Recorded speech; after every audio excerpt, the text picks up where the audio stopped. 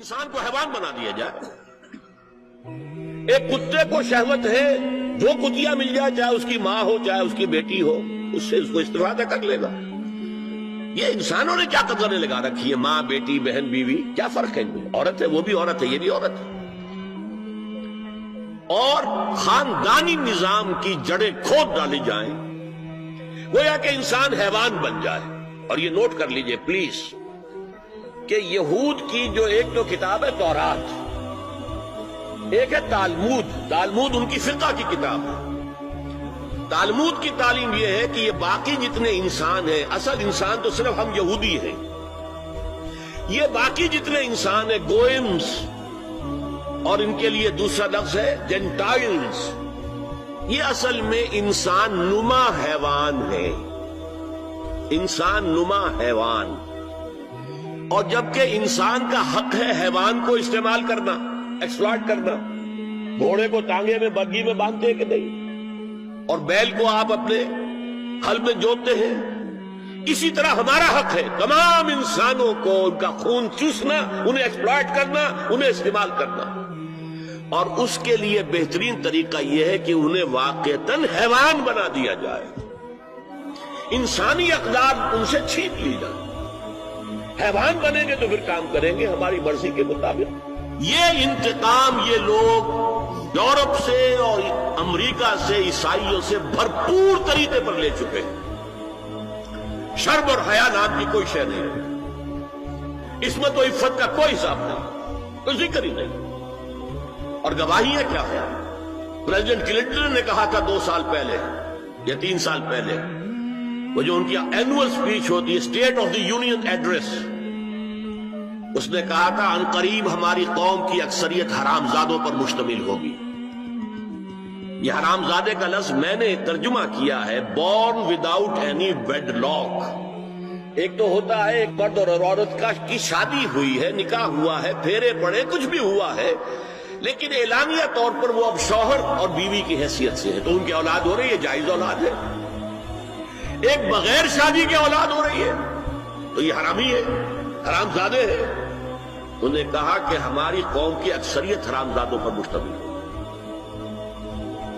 Homo sexuality, لیسبینز، gaze, اور بالکل declare کرتے ہیں. پادری ڈکلیئر کرتا میں گے ہوں، سینیٹر ڈکلیئر کرتا میں گے ہوں. انہیں کوئی شرم ہی نہیں، اس کے اندر کوئی حجاب نہیں، اعتراف کرنے کے اندر کہیں بھی کسی طرح کی رکاوٹ نہیں، ہچکچاہٹ ہی نہیں. جنسی لذت ہر طریقے سے حاصل کی جا سکتی. زنا بالرضا ہو تو کوئی جرم ہے ہی نہیں. ہاں زنا بالجبر ہو تو جرم ہے کہ یہ مغرب یہودیوں کی سازش کے تحت اور امریکہ کی عظیم قوت کو استعمال کرتے ہوئے، سول سپریم پاور آن ارتھ، آج یہ ہمارے گرد گھیرا تنگ کرتے چلے آ رہے ہیں کہ ہمارا معاشرتی نظام بھی تلپٹ ہو جائے، درہم برہم ہو جائے، ہماری اقدار بھی ختم ہو جائے، ہمارے ہاں بھی عورت اور مرد بالکل برابر ہونے کے مدعی ہو کر میدان میں آ جائیں، عورت مرد بن جائے، مرد عورت بن جائے، مردوں کی شادیاں ہو جائیں کہ ایک مرد شوہر اور ایک مرد بیوی اور رجسٹر ہو جائے شادی. لیسبینز کی شادیاں ہو جائیں کہ ایک عورت شوہر ایک عورت بیوی اور رجسٹر ہو جائے شادی. یہ سارا کام ناتل ارض ننقصھا من اطرافھا. اس کی مثال کیا ہے کہ پہلے اس پروگرام کے تحت 1994 میں کانفرنس ہوئی قاہرہ میں، عرب ورلڈ کا وہ مرکز ہے. دوسری 1 سال کے بعد کانفرنس کر دی بیجنگ میں، اور اس کے بعد بیجنگ +5 کانفرنس ہوئی ہے. نام اس کا کیا تھا کانفرنس کا؟ Women 2000، gender equality, development and peace for the 21st century. Preparatory document میں نمبر 1 ہومو سیکسولیٹی کو نارمل سیکسول اورینٹیشن قرار دیا جائے. کوئی جرم نہیں ہے. مرد مرد سے شہوت رانی کرے. عمل قوم لوط، ایک شخص جو ہے عورت سے اپنی خواہش پوری کرنا چاہتا ہے، ایک مرد سے کرنا چاہتا ہے، تمہیں کیا اعتراض ہے؟ نمبر 3 عورتیں گھر کا کام کاج کرنے سے انکار کر دیں یا اس پر ویج طلب کریں، مزدوری دو میں محنت دو تب ہم کام کریں. یہ چولہا جھونکنا، یہ روٹی پکانا، برتن دھونا، یہ اس کے لیے ہمیں اجرت چاہیے، لیبر چاہیے۔ نمبر 4، عورت حمل اور وضع حمل کی جو تکلیف برداشت کرے اس پر بھی شوہر سے اجرت لے۔ نمبر 5، اگر کسی وقت کسی عورت کی طبیعت آمادہ نہ ہو ہم بستری کے لیے اور شوہر مجبور کرے تو اسے میریٹل ریپ قرار دیا جائے، یہ زنا بالجبر ہوگا جس کی سزا دی گئی، شوہر اور بیوی کا معاملہ ہے۔ نمبر 6، پروسٹیٹیوشن کو ایک باعزت پیشہ مانا جائے اور ان کو پروسٹیٹیوٹس نہ کہا جائے بلکہ سیکس ورکرز، سیکسول ورکرز۔ 7، وراثت اور طلاق میں بالکل برابری، کوئی فرق نہیں۔ اب یہ خاص چیز تو معلوم ہوتا ہے کہ اسلام ہی کو ہدف بنا کر انہوں نے ایجنڈے میں شامل کیا۔ اگر شوہر اور بیوی کے درمیان اعتماد نہ ہو، شوہر کو یہ یقین نہ ہو کہ میں جب باہر جاتا ہوں میری بیوی کیا کرتی ہے، اور بیویوں کو یہ یقین نہ ہو کہ میرا شوہر جب باہر جاتا ہے تو کیا کرتا ہے، اگر بد اعتمادی ہو جائے، اگر شوہر کی نگاہ میں کوئی اور عورت جو ہے وہ آ گئی ہے، کھب گئی ہے، اب اس کی توجہ اپنی بیوی پر سے ہٹ جائے، اسے خواب میں وہی آئے گا، یہ بانڈ آف لو کمزور ہو گیا۔ اگر باپ کو یہ یقین نہ ہو کہ یہ اولاد میری ہی ہے تو وہ خاندان کا ادارہ دراڑیں پڑ گئی ہیں۔ لہذا اس خاندان کے ادارے کو مضبوط رکھنے کے لیے سب سے اہم کام کیا ہے کہ جتنی بھی سیکشول اٹریکشن ہے یہ دو صنفوں میں، مرد اور عورت، یہ سینٹرڈ رہے، مرکوز رہے شوہر اور بیوی کے درمیان، انتشار نہ ہو، نگاہ ادھر سے ادھر نہ جائے، بلکہ ان کی پوری توجہ، آپس میں اعتماد ہو، آپس میں محبت۔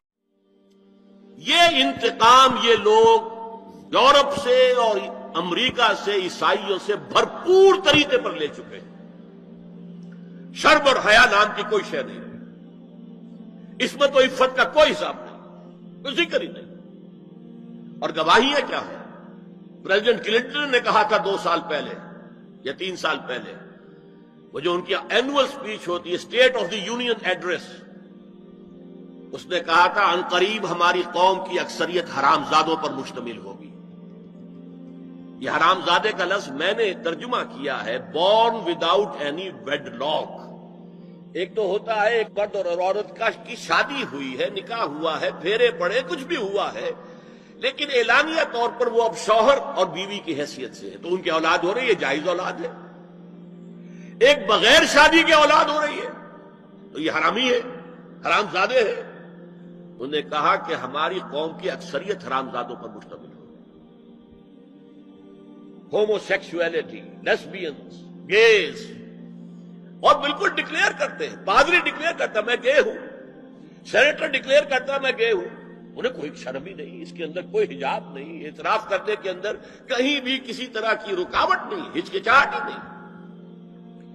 یہ جس کو کہا جائے گا پرمیسو ہیڈونزم، جنسی لذت ہر طریقے سے حاصل کی جا سکتی ہے۔ زنا بالرضا ہو تو کوئی جرم ہے ہی نہیں، ہاں زنا بالجبر ہو تو جرم ہے، بالرضا ہو کوئی جرم نہیں، جرم ہے ہی نہیں سرے سے۔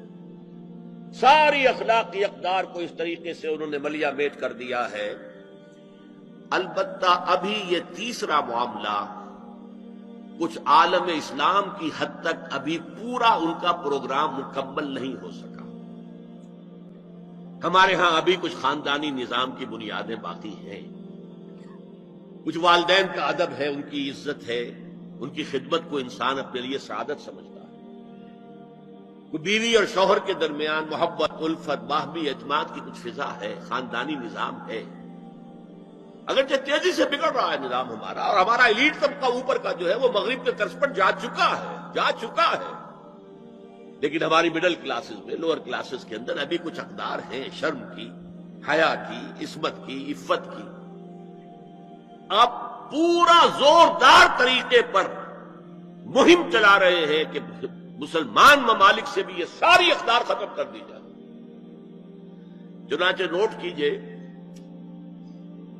قرآن مجید میں 2 جگہ پر اللہ تعالیٰ نے اہل مکہ کو وارن کیا تھا. اولم یروا انا ناتی الارض ننقصها من اطرافها.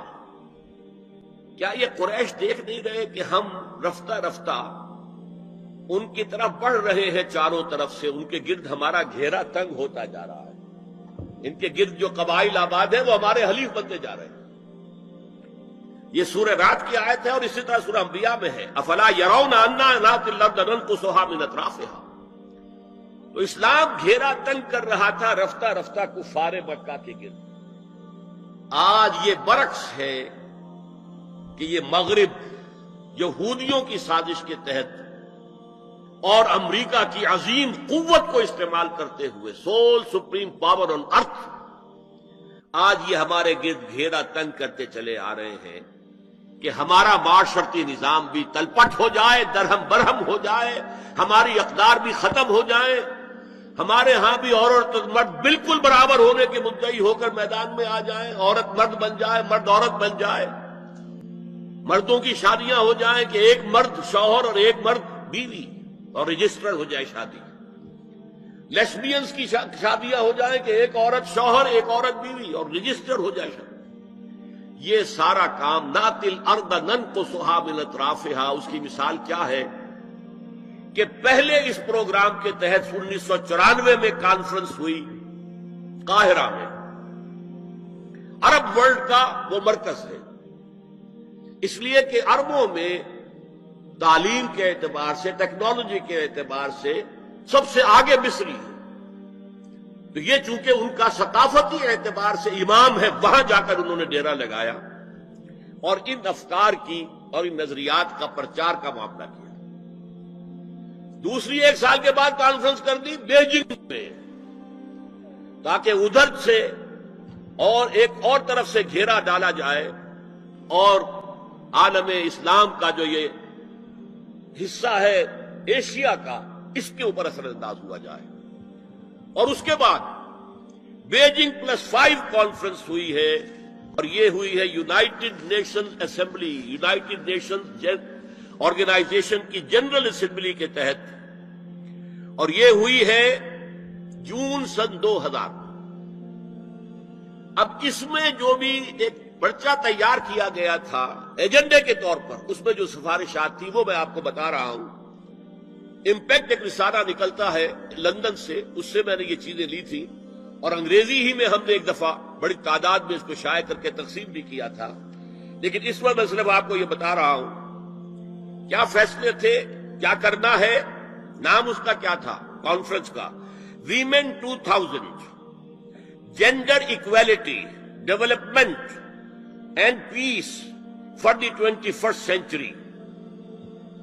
پریپریٹری ڈاکومنٹ میں نمبر 1 ہومو سیکسولیٹی کو نارمل سیکسول اورینٹیشن قرار دیا جائے. کوئی جرم نہیں ہے، مرد مرد سے شہوت رانی کرے، عمل قوم لوط، یہ کوئی جرم نہیں، کوئی حرام نہیں، کوئی بری شے نہیں، نارمل اورینٹیشن ہے، یہ مزاج ہے. ایک شخص جو ہے عورت سے اپنی خواہش پوری کرنا چاہتا ہے، ایک مرد سے کرنا چاہتا ہے، تمہیں کیا اعتراض ہے؟ ہومو سیکسول میرجز کو تسلیم کیا جائے، جو اب تسلیم ہو رہا ہے.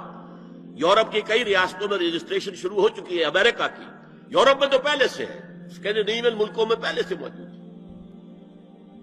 نمبر 3 عورتیں گھر کا کام کاج کرنے سے انکار کر دیں یا اس پر ویج طلب کریں، مزدوری دو ہمیں، محنت دو تب ہم کام کریں گے.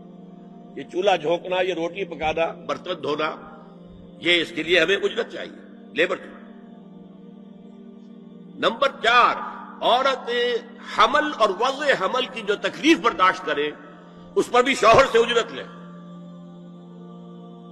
نمبر 5 اگر کسی وقت کسی عورت کی طبیعت آمادہ نہ ہو ہم بستری کے لیے اور شوہر مجبور کرے تو اسے میریٹل ریپ قرار دیا جائے. یہ زنا بالجبر ہوگا جس کی سزا دی گئی.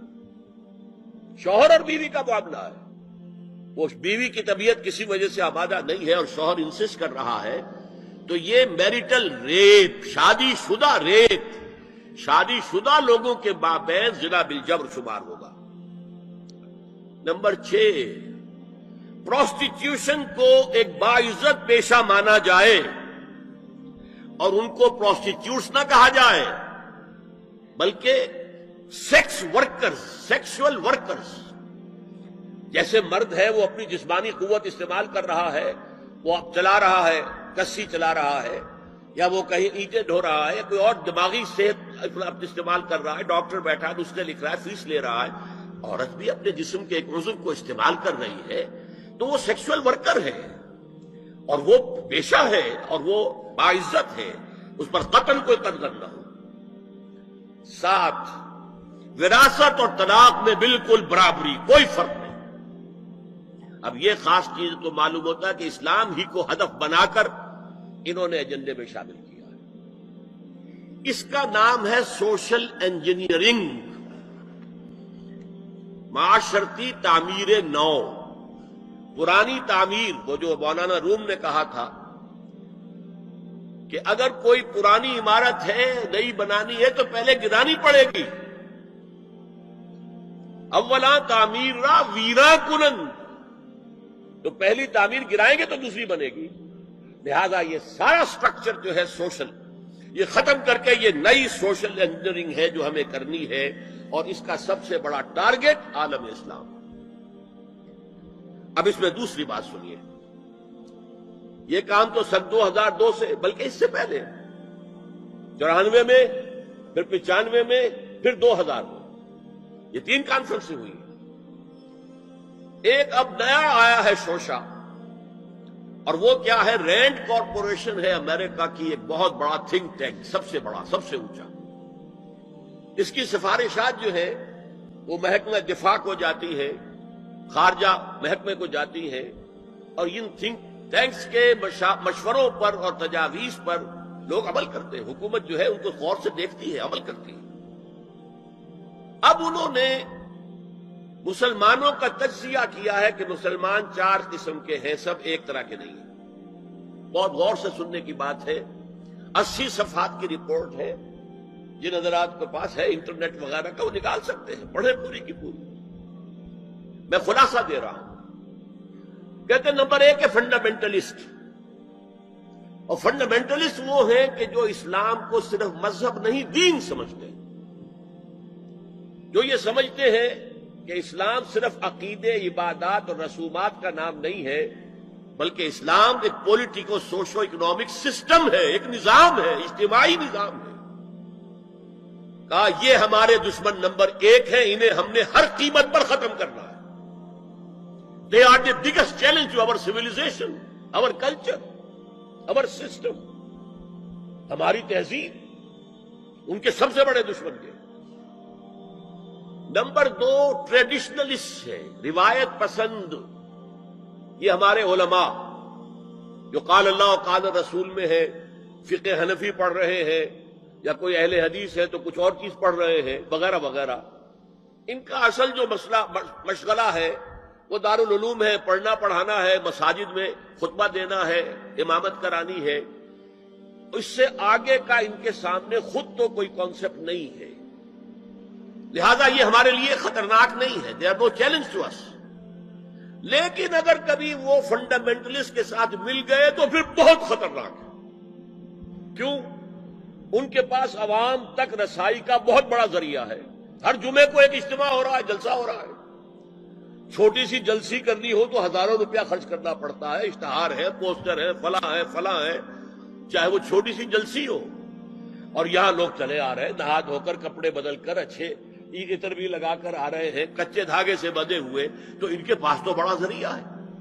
ये अगर फंडामेंटल के साथ मिल गए तो बहुत खतरनाक है। लिहाजा इनके लिए तो यह है कि अव्वलन तो इनको एक दूसरे से दूर रखो, और जो ट्रेडिशनलिस्ट हैं उन्हें अपने बाहमी जो मसलकी इख्तिलाफात हैं, फिरके वाराना इख्तिलाफात हैं, उनके अंदर बिजी रखो, शोशे छोड़ते रहो, ताकि वो उसी बहस के अंदर मुनाजरेबाजी में लगे रहे।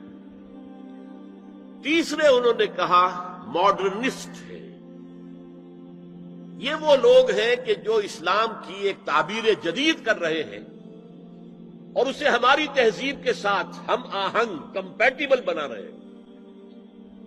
इनकी मदद करो, इन्हें सपोर्ट करो, इन्हें पैसा दो, और इनके लिए खास तौर पर प्रिंट और इलेक्ट्रॉनिक मीडिया में इनकी अपीयरेंस का बंदोबस्त करो। इसलिए इनके पास कोई और जरिया तो है नहीं। इनमें से किसी को कोई मस्जिद में खतीब बनाकर तो नहीं खड़ा करेगा, बल्कि दाखिल भी ना हो सके शायद वहां। तो इनके लिए जरिया चाहिए ताकि अवाम तक पहुंचे। आज का सबसे बड़ा जरिया टेलीविजन है, लाओ इन्हें उस पर। और अंग्रेजी प्रेस हमारा खास तौर पर जो है इनका आलाकार है। इनके लिए यह है कि इनकी मदद करो, सपोर्ट करो, और इन्हें प्रिंट और इलेक्ट्रॉनिक मीडिया के अंदर इन्हें एक्सपोजर दो। चौथा कहते हैं वो है सेक्युलरिस्ट, पहले ही से हमारे हैं, हमारी जेब में है, वो तस्लीम कर चुके हैं, हजम कर चुके हैं कि निजाम का, जिंदगी के निजाम का कोई ताल्लुक मजहब से नहीं है। मजहब नाम है अकीदे का और इबादत का और रसूमात का। तो ये तो हमारे है ही है। तो गोया कि 2 जमा 2 तकसीम हो गई। 2 को सपोर्ट करो, मदद दो, और 2 को सप्रेस करो, और इन दोनों को एक दूसरे से दूर रखो। और जो ट्रेडिशनलिस्ट है, रिवायत पसंद, उन्हें उनके इख्तिलाफात में उलझाए रखो। ये है पॉलिसी जिसके तहत आज ऐसी ऐसी बातें आपको अपने इलेक्ट्रॉनिक मीडिया से, टेलीविजन से सुनने में आ रही है।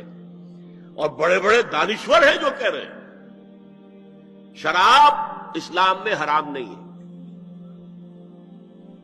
शराब पीकर धुत हो जाना, बिल्कुल मदहोश हो जाना हराम है। आपको मालूम है कि वहां भी कहा जाता है ड्रंकर्स वहां भी पसंद नहीं किए जाते। इतने पीने वाले के होश खो दें, मगरिब में भी पसंदीदा नहीं है। लेकिन वो कहते हैं कि असलन शराब हराम नहीं है इस्लाम। और आपको मालूम है, मैं नाम नहीं लेना चाहता, ये हमारी बदकिस्मती है कि अल्लामा इकबाल के फर्जंद हैं जिन्होंने ये बात कही। फिर उन्हीं के एक और हम नाम है, उन्होंने शोशा छोड़ा। इस्लाम में पर्दा वर्दा नहीं है, कुरान में पर्दा नहीं है। ये तो एक वक्त की सोशल जरूरत थी, एक खास वक्त की जरूरत थी जिसके तहत कुछ अहकाम दिए गए, वरना ये कोई मुस्तकिल अहकाम नहीं है। ये है वो सूरत हाल के जिसकी बिना पर मैंने आज इस मौजू को अपने लिए इख्तियार किया है। तो दोस्तों, उम्मीद करता हूँ कि आपको हमारी वीडियो अच्छी लगी होगी। अगर आप लोग को हमारी वीडियो पसंद आई हो तो हमारे चैनल को लाइक करें, सब्सक्राइब करें और ज़्यादा से ज़्यादा शेयर करें। शुक्रिया।